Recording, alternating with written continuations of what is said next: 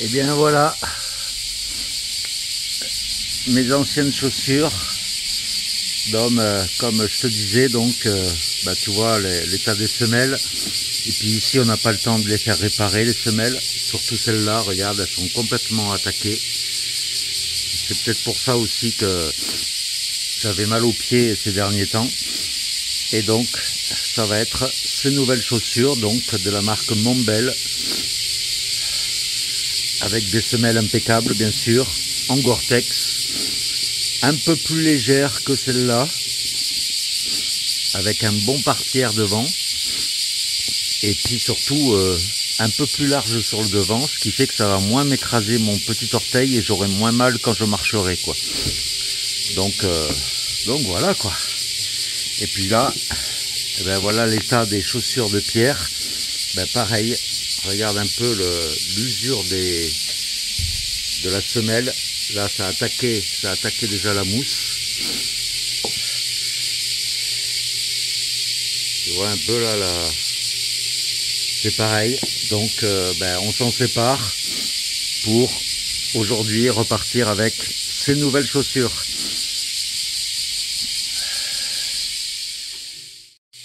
Et bien du coup, depuis que je marche en 2022 sur des longues randonnées, c'est la première fois que je vais marcher avec autre chose que des Loa Renegade. Donc je te donnerai mon ressentiment au bout de quelques jours. Et bien voilà, du coup, on a repris les mêmes chaussures. Les premiers prix, Montbel. Voilà, de la marque Montbel. Ils étaient en promotion. Voilà, on a l'impression d'être dans une caméra cachée parce qu'on montre pas nos visages, on montre que nos pieds depuis le début de la vidéo. Mais voilà, mais en tout cas, là, on reprend le train en direction de notre point de départ pour continuer notre chemin, quoi. Voilà.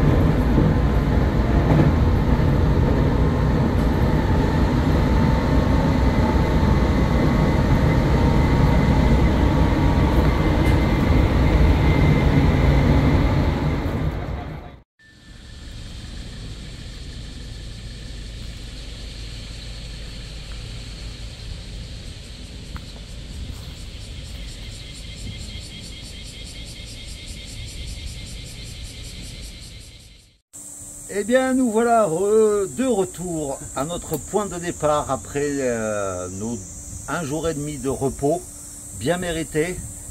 Et là, donc, nous allons entamer une ascension en direction du temple 71, qui, comme d'habitude, est toujours perché dans les montagnes japonaises. Donc, là, moi, personnellement, je me sens en forme. Ce jour de repos, là, nous a fait du bien. Et là, je suis d'attaque pour escalader toutes les montagnes du Japon, même le mont Fuji s'il le faut. Voilà. Donc, moi j'ai modifié des trucs là. Ouais. Je commence à choper des coups de soleil. Grave, j'ai essayé avec le Bordeaux, machin, truc et tout. Mais ça commence à devenir. Ton chapeau est bien. Commence à peler tout ça. Bon, alors, je teste ça maintenant aujourd'hui. Voilà. Ton chapeau d'homme du désert. Direct live. Voilà, moi j'ai plus de chapeau du coup. Il va falloir que je fasse quelque chose. Le truc de Kukai là, c'est bien marrant, c'est bien beau, mais c'est de la paille, ça gratte, ça fait mal au crâne. Voilà, le chapeau de pèlerin, il est sympa hein, pour faire du vélo ou le mettre juste avant d'arriver le temple. Hein. Voilà. Pour le transporter pendant des heures quand tu marches. Exactement, il est beau mais il n'est pas pratique du tout, quoi. Surtout qu'on lui a mis des coups dans la tête. Hein, ouais. Transporter parce que c'est conique et c'est rigide. Alors, il ne ouais. ressemble plus à rien au chapeau, on les garde quand même comme talisman. Là. Voilà, un signe de reconnaissance. J'ai mes bâtons de pèlerin et mon chapeau qui est dans le sur le sac à dos. Voilà, plus ça va, moins on enlève, plus on enlève de signes distinctifs. Mais bon. Les kimonos sont tout crades, on va nous jeter des pierres après, on va en acheter un tous les 2 temples, là, on transpire et tout dedans. Bah ouais, on va nous prendre pour des SDF après, hein, parce que les tenues, elles prennent un coup, hein, franchement. Ouais, en fait, eux, qu'est-ce qu'ils font? Ils sortent de voiture, ils mettent leur tenue toute blanche, toute propre, toute belle, ou en vélo, c'est pareil, hop, et Ouais. après ils s'habillent comme ça. Mais nous, on les mettait tout le temps. Donc après, ça commence à devenir noir. Alors, on a essayé de les laver, tout ça. La plupart des machines à laver, c'est à l'eau froide ici. Voilà. Il n'y a pas de 60 degrés ou de conneries comme ça. C'est vrai. Et on a frotté, mais tu commences à avoir des taches partout, tout ça. Donc, Ouais. Donc là aujourd'hui, on va marcher en t-shirt. On va voir. Voilà. Donc, eh ben, on est prêt. Saiki Machu. Voilà, nous voilà enfin à l'ombre. Et nous allons entamer donc. Enfin, on a déjà commencé l'ascension vers le temple 71. Allez, c'est parti. Eh bien, j'ai l'impression que pour accéder à ce temple, ça va être beaucoup de marches. C'est la deuxième série de marches là. Il y en a une troisième qui apparaît à l'horizon. Puis ça va être un bon moyen de tester de nouvelles chaussures. Pour l'instant, moi, j'ai l'impression de marcher avec des charentaises. Sérieux.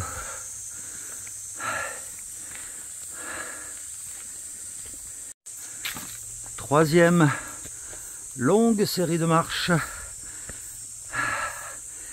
Les Japonais, ils veulent qu'on ait des cuisses en acier, dis donc.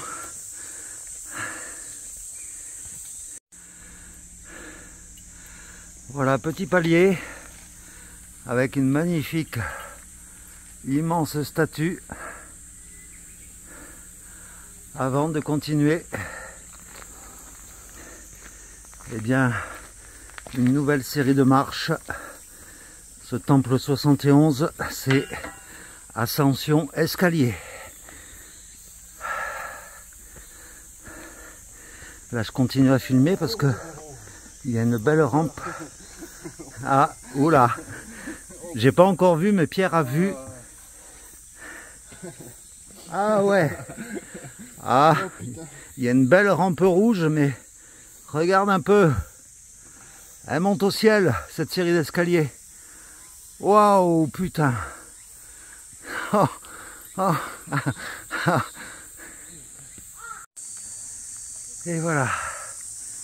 Nous voilà enfin arrivés en haut du temple 71.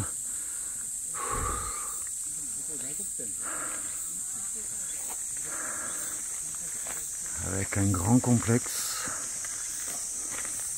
Des bâtiments un peu partout. Puis là, on vient de parler avec ces deux pèlerins qui étaient époustouflés que l'on ait fait tout le chemin jusqu'à maintenant à pied, quoi. Et bien voilà, nous sommes redescendus un peu du temple et là nous poursuivons pour l'instant notre chemin dans une petite forêt bien à l'ombre. Ça fait plusieurs jours maintenant qu'il n'a pas plu et la chaleur est toujours aussi intense. Et là maintenant nous sommes arrivés dans une forêt de bambous. Ça fait vraiment très exotique. Mais c'est un petit parcours un peu d'agilité parce qu'il faut se baisser régulièrement parce que tu as des bambous en travers du chemin. Mais c'est très joli.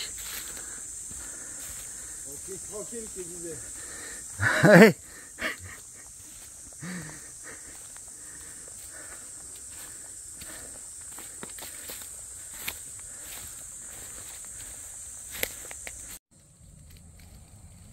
Ben voilà, comme tu peux le voir, nous sommes en pleine forêt avec des insectes partout, des araignées, des fourmis.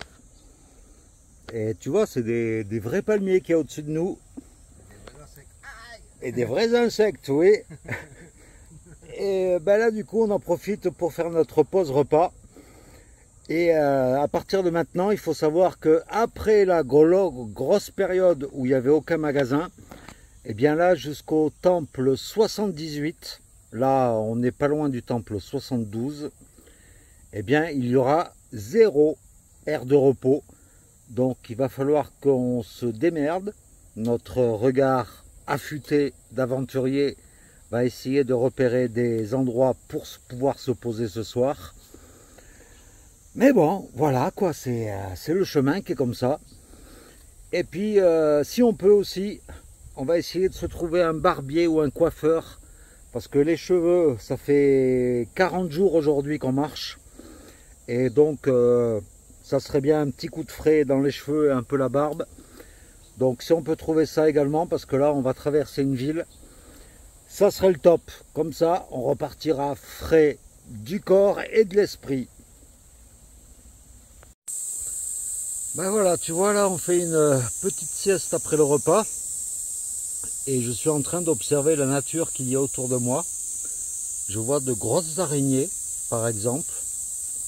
Et bah, tu vois, rien que, allez, même pas 2 ans en arrière, jamais tu m'aurais fait m'allonger torse nu, à même le sol, avec des araignées qui sont à moins d'1 mètre de moi, quoi. Jamais tu m'aurais fait faire ça, quoi.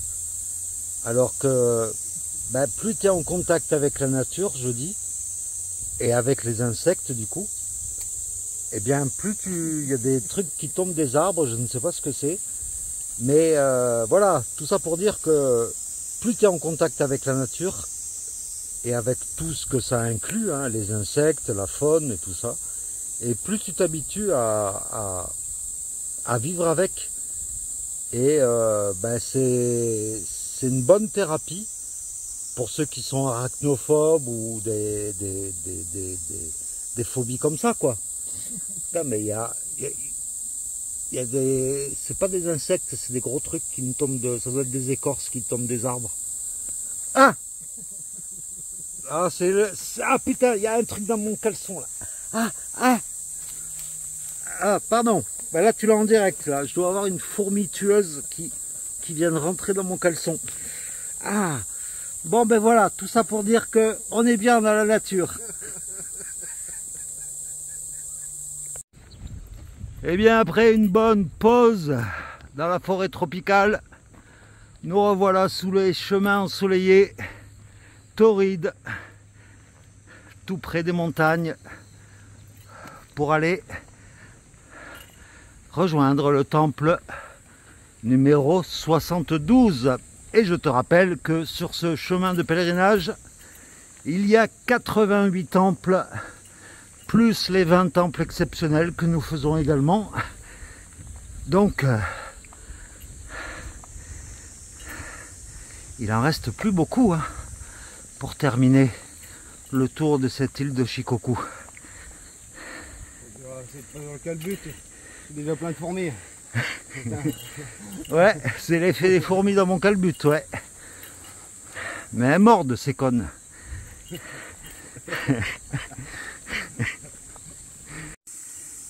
Et nous voilà arrivés au temple 72. Et ce temple s'appelle Mandara-ji.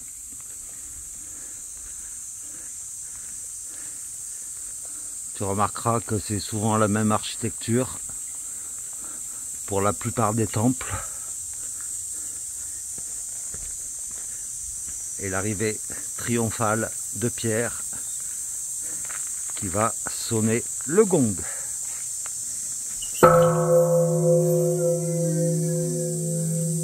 Ça c'est un gong dynamique.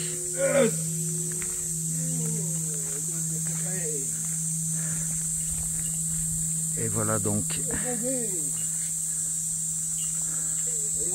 Konnichiwa.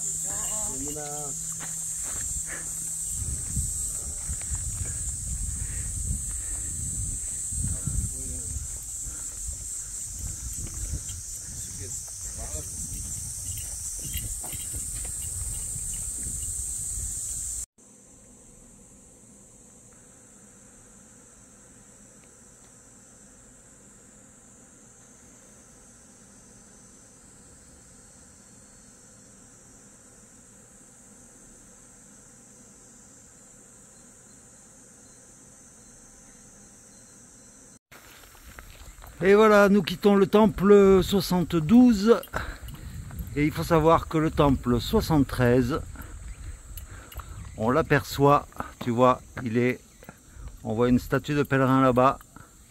Il est à 800 mètres d'ici. Et voici Shushaka, et non pas Chewbacca, Shushaka-ji, c'est le temple 73.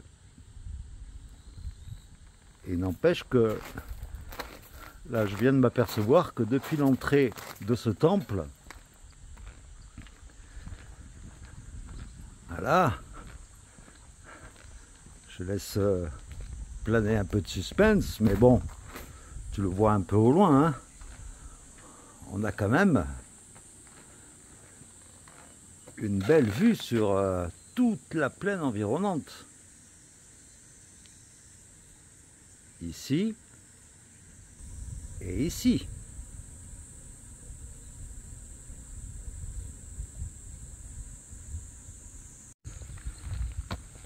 Et voilà, nous redescendons du temple avec une grande vue panoramique sur la ville de Marugame,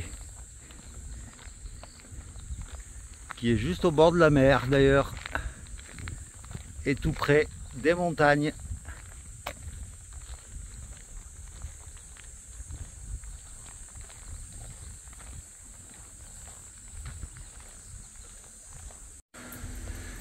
Et voici Koyama-ji, temple numéro 74. Encore 14 et nous aurons fini ce pèlerinage.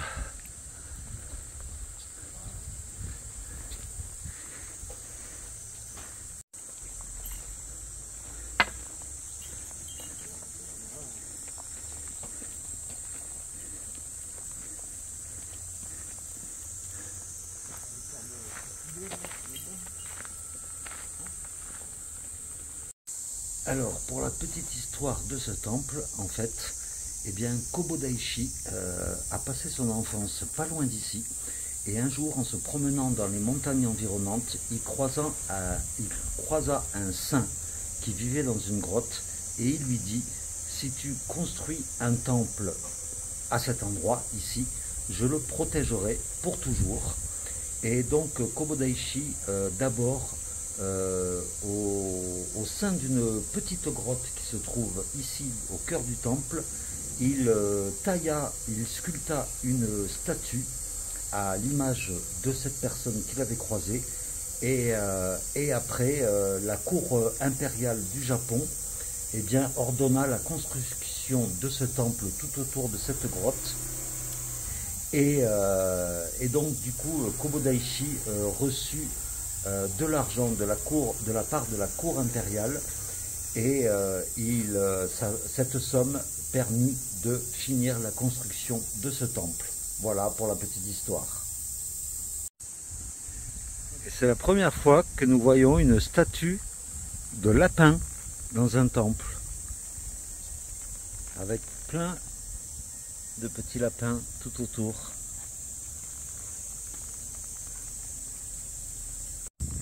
Alors apparemment, la présence de ce lapin, en fait, c'est une légende. Si tu caresses le lapin et que tu fais un vœu, eh bien, il pourra t'apporter prospérité et richesse. Voilà, demain tu es riche. Si je sais tout ça, c'est que j'ai traduit le petit panneau qui est ici. Voici Zensu-ji. C'est le temple numéro 75 qui apparemment s'étend assez grand. Enfin, c'est un assez grand complexe, puisque là tu as une entrée et là-bas ça se continue également. Mais l'entrée par ici, c'est toute une colonnade avec des tableaux de chaque côté.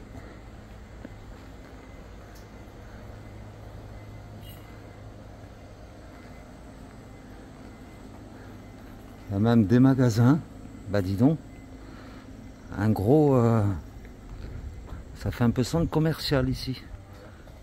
Ah puis en plus il y a un bâtiment qui est en construction là,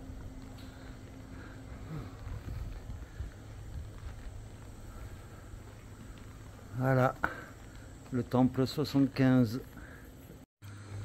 Alors là, c'est l'autre partie de ce temple 75, je crois, je sais plus. Et c'est un temple qui est immense. Il y a des bâtiments de partout. Là, il y a une deuxième entrée. Et dans tous ces bâtiments, en fait, voilà, une belle tour comme je les aime. Ah oui, tiens, voilà, les tours qu'il y a, les statues qu'il y a là, tu les retrouves sur la chaîne de pierre en plus grand.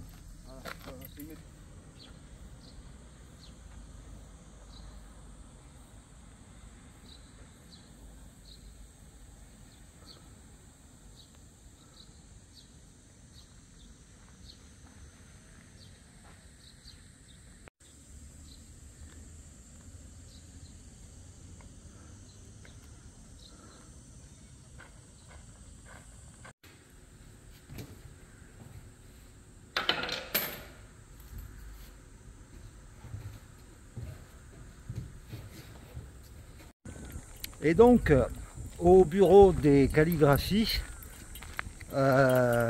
j'ai demandé donc s'ils connaissaient un endroit gratuit pour nous, pour dormir pour la nuit. Et elle nous a indiqué un endroit dans le temple. Et arrivé sur place, ben, finalement c'était un hôtel. T'imagines un hôtel dans l'enceinte du temple. Les hôtels, on a dit non, on va rechercher quelque chose. Ouais, voilà, parce qu'au départ, elle nous avait proposé des hôtels. Mais voilà, les hôtels, si on prend des hôtels tous les soirs, ça va nous coûter une blinde. Et on n'a pas les moyens de se payer un hôtel tous les soirs. Et voilà, et donc, finalement, c'était un hôtel où elle nous avait envoyé. C'était 10 000 yens la nuit. C'est vrai que c'est pas trop cher, mais on peut pas se le permettre. Donc, ben, du coup, on est reparti. Et ben, dans ce genre de temple, tu vois, quand tu rentres et que tu vois déjà des boutiques de souvenirs, des magasins pour acheter des petits gris-gris, ben, ça sent un peu le commercial, quoi. Voilà, c'est un peu dommage. Voilà, comme tu peux voir, nous sommes dans une grande rue qui apparemment est commerçante, hein. Il y a des magasins un peu partout. Mais comme je te l'avais déjà montré il y a quelques temps de cela, tout, bah regarde les rues sont désertes. Il n'y a personne, on a l'impression qu'il y a eu l'apocalypse. On va aller voir, on va voir peut-être une horde de zombies surgir d'une rue. Voilà, il y a quelques voitures qui passent, mais regarde, et en plus c'est hyper silencieux, forcément il n'y a personne. Voilà. Tous les magasins sont soit fermés, comme là tu peux voir, soit il n'y a personne dedans, quoi. Ça, j'hallucine depuis le début de ce pèlerinage, quoi. Même les plages, hein, je te l'ai montré il y a quelques vidéos de cela, les plages sont également désertes et on est en été. Donc je ne comprends pas. Il y a sûrement une solution à ce problème, mais on ne peut pas dire que les magasins soient fermés parce que il y a des magasins qui sont ouverts. Mais même à l'intérieur, ben, il n'y a aucun client, quoi. Bon ben voilà, nous sommes momentanément ou pas, on ne sait pas, dans un petit parc, mais vraiment en bord de route, un tout petit truc. Parce qu'il n'y a aucune aire de repos dans cette ville, malheureusement. Et donc là on s'est posé pour l'instant, il est 5h30. On fait aérer les pieds parce que avec les nouvelles chaussures et les nouvelles chaussettes, les pieds ils ont tendance à chauffer, mais quelque chose de bien. En plus, le bitume plus la chaleur ambiante, ça fait vite grimper la température des pieds. Et donc là, ben, on va se poser, on va grignoter un peu, et puis on avisera après, quoi. Voilà. Mais c'est pas évident, hein. La traversée de Mahagamé, là, je crois, je sais plus comment s'appelle cette ville, pas évident. Eh bien, je profite de cette pause pour te parler du phénomène des cigales au Japon. Les cigales japonaises sont pas du tout pareils que nos cigales habituelles de chez nous. Déjà ici, elles font beaucoup plus de bruit. Quand tu passes à côté d'elles, elles font l'inverse de chez nous. Chez nous, elles s'arrêtent de faire x. Ici, quand tu passes à côté d'elles, elles accentuent leur chant. Elles sont beaucoup plus grosses. Et en plus de ça, là tout à l'heure, Pierre en a fait l'expérience. On est passé à côté d'un arbre et il y en a 4-5 qui sont sortis de l'arbre, mais en nous agressant quoi. Et apparemment, Pierre a reçu une sorte de liquide sur la tronche de la part de ces cigales. On ne sait pas si c'est de la pisse, si elles lui ont pissé dessus ou si elles lui ont envoyé quelque chose, on ne sait pas quoi, mais il a reçu quelque chose de la part des cigales. Donc, voilà, c'était juste la minute cigale japonaise. Ben voilà, pour te donner un ordre d'idée de là où on est posé. Là, c'est une gare de la grande ville où nous sommes. Il y a une épicerie là qui est dans la gare. On est vraiment en bord de route. Et là, ben voilà où nous sommes. Un petit square avec 3 bancs. L'un avec un tableau avec tigre, tortue, macaque, etc. Voilà, moi je suis posé sur ce banc-là avec la colombe de la paix. Et Pierre, il est posé ici avec une symbolisation de Kukai.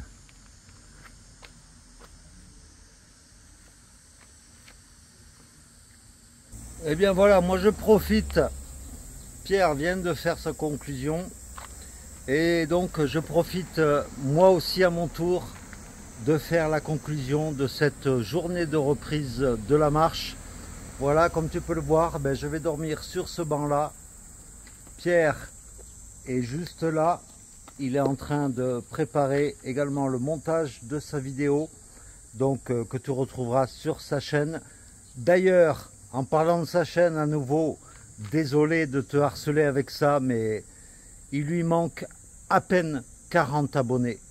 Franchement, 40 abonnés, il en a 960 abonnés et vous êtes plus de 1000 à regarder ces vidéos. Donc, allez, un petit effort, je vous en supplie. Et surtout qu'en prime, vous aurez droit à un live, tous les deux ensemble depuis le Japon, en direct depuis le Japon. Comme ça, on pourra discuter ensemble. Dès qu'il aura ses 1000 abonnés, on fait un live. C'est promis. Donc, ça serait vraiment cool. Franchement, n'hésitez pas à vous abonner à la chaîne de Pierre. C'est Pierre Aventurier.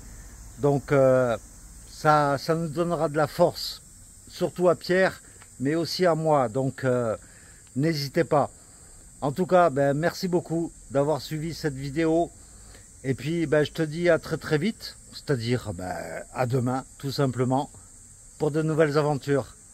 Allez, ciao!